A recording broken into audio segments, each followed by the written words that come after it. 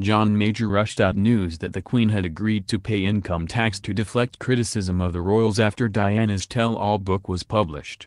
John Major rushed out the news that the Queen had agreed to pay income tax to deflect criticism of the royals, the files reveal. The then Prime Minister made the news public as Her Majesty was rocked by her annus horribilis of 1992. During the year, the collapse of Prince Charles and Princess Diana's marriage was revealed in Andrew Morton's book Diana, Her True Story, while the Duke and Duchess of York announced their separation and Princess Anne divorced her husband Captain Mark Phillips.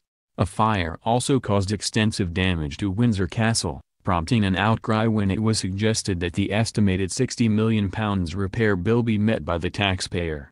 The scrutiny prompted growing concern about the effect the intrusive and intolerable media coverage was having. Mr. Major told the cabinet that the Queen, who was not subject to taxation, asked him to come up with an arrangement for her to pay tax. The announcement was due within weeks, but Mr. Major speeded up the process to end media criticism of the Queen. On November 26, Mr. Major finally revealed to the cabinet the Queen, who was not subject to taxation, had asked him some months earlier to consider arrangements by which she could pay the equivalent of income tax on her private income.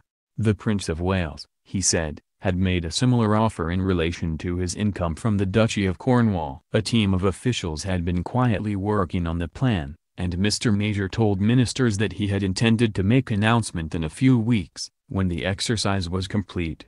However, the cabinet minutes noted, in the light of recent unjustified media criticism of the Queen's taxation position and after discussion with Her Majesty, he had decided to tell Parliament later that day that these discussions were taking place and also that the Queen proposed to take on some civil list payments. In the discussion that followed, ministers agreed the move was most welcome and should put a stop to one of the major sources of criticism of the royal family.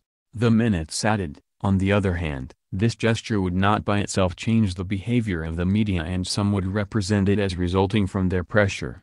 The government should reinforce the Queen's initiative by strong expressions of support for the institution of the monarchy,